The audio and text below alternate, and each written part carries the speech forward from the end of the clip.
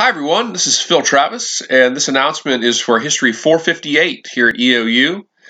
Civil War and Reconstruction, the online edition. This week we have a major assignment due. It's week 5.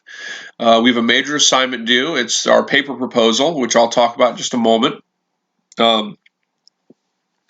Because we have our paper proposal due this week, and I want everybody doing some legit work on the paper, we're only going to have relatively brief discussion forum and reading assignment.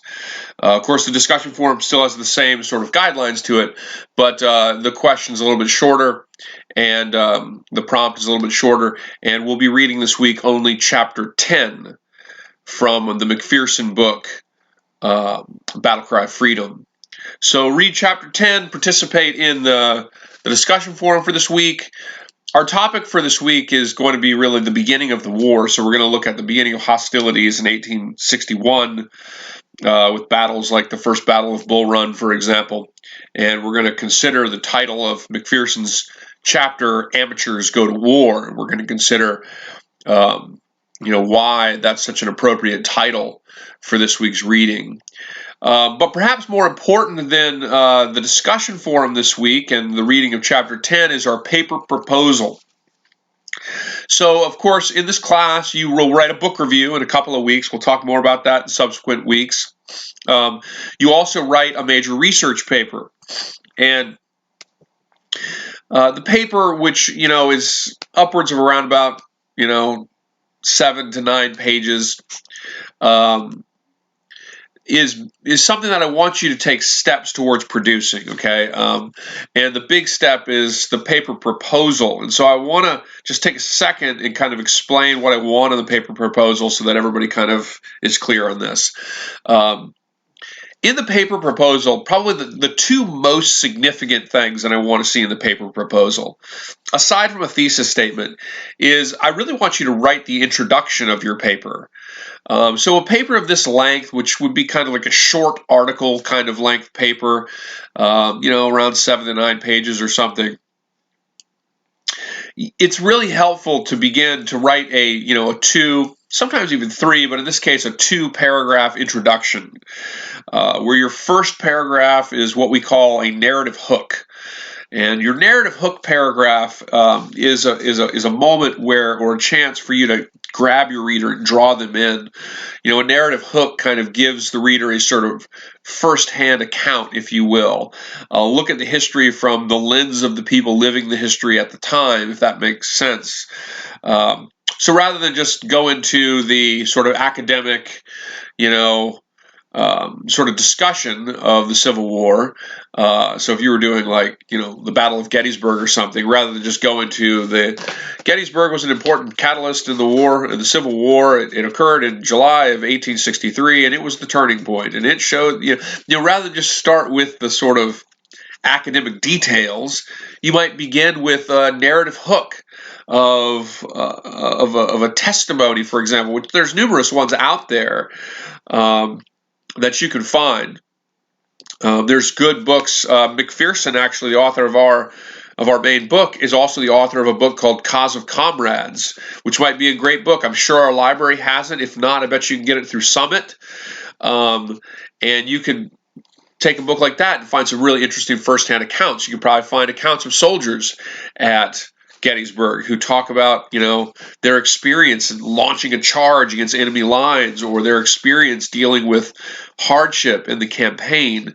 So start the introduction, write a paragraph that's a narrative hook that sort of gives life to the topic, that sort of explains the topic through the eyes of the actual historical actors, the agents of history.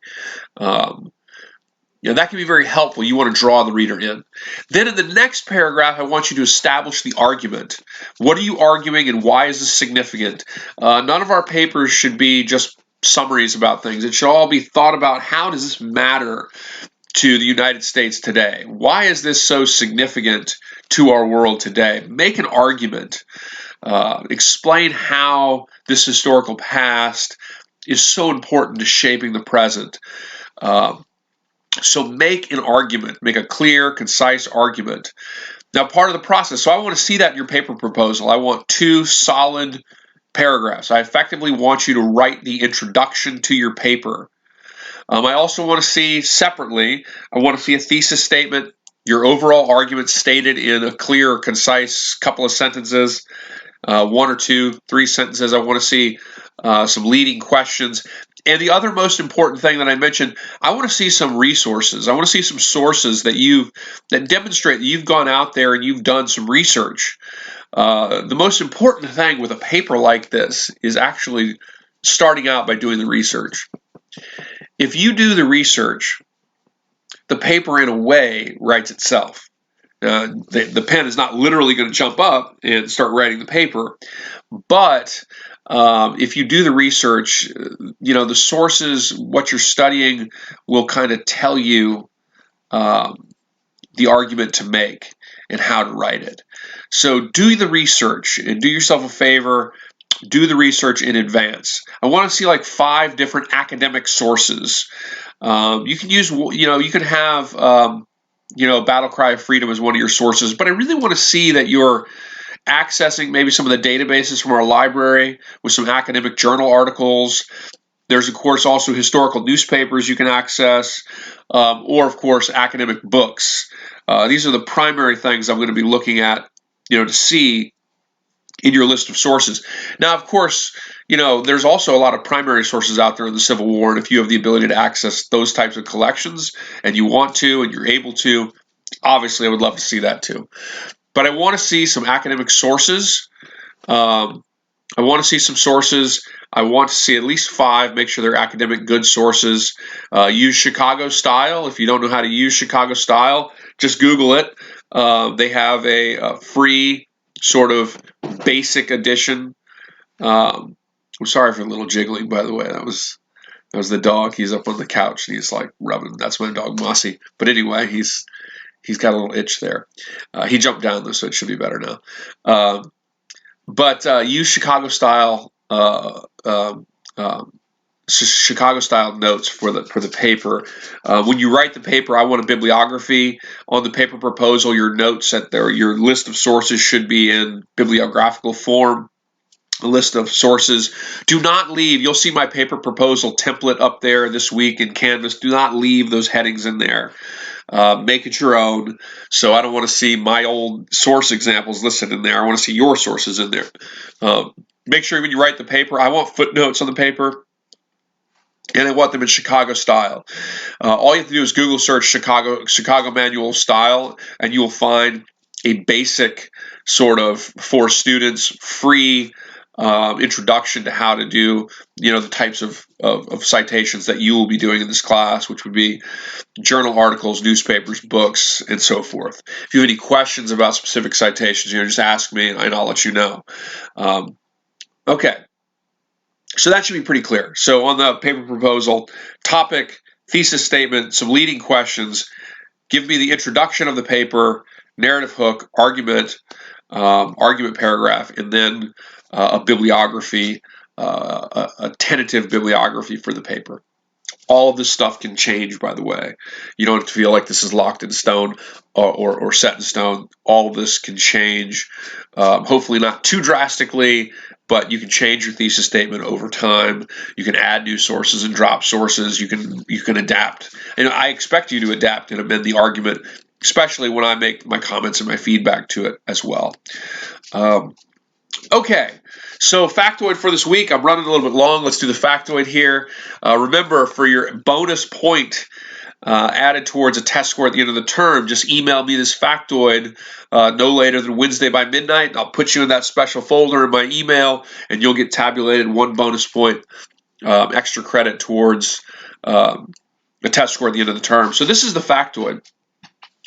A lot of folks might actually not know that during the Civil War, there were almost countless, a myriad amount of newspapers published during the Civil War. And many of these newspapers, the reporting on the Civil War, many of these newspapers accessed and used the new telegraph system. The telegraph system had been in place for about 17 years. by the outbreak of the Civil War. The telegraph gave you the ability to send instant communication, basically, on the telegraph wire. It came out in a little ticker strip with a message, right? The telegraph was called lightning during the Civil War. The North controlled about 15,000 miles of telegraph line. The Confederacy, not surprisingly, given the fact that it was much more agrarian, controlled only about 1,000 miles of telegraph line. And the telegraph lines could be used for relatively instantaneous communication, though, of course, certain types of battlefield reports were controlled and censored, but they can provide much more immediate communication to journalists who wrote in these myriad of different newspapers during the American Civil War.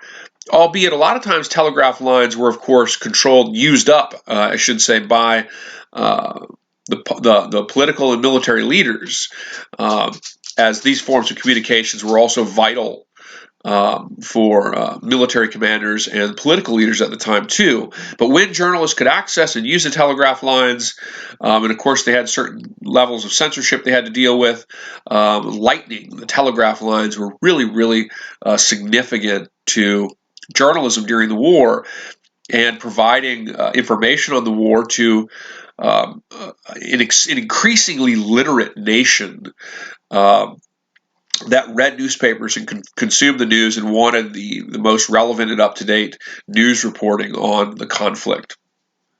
Interestingly, a little addendum to this factoid, in Tennessee, one of the major newspapers before the war was the Knoxville Whig, Knoxville, Tennessee, the Knoxville Whig, which was produced by William Parson Brownlow. And Brownlow from Tennessee was avidly opposed to secession. And after the war began, he was effectively exiled from his state. And when he was exiled from his state, the very anti-secession Brownlow in 1863 reintroduced his newspaper, and it was called the Knoxville Whig and Rebel Ventilator. The Knoxville Whig and Rebel Ventilator. So, just give me a general summary of that factoid in the email for this week. I'm not going to be like saying, well, you didn't say exactly what I wanted you to say. I know it's a long factoid. Just, summarize it, send it to me. Hopefully everybody finds it pretty interesting, and let's have a great week.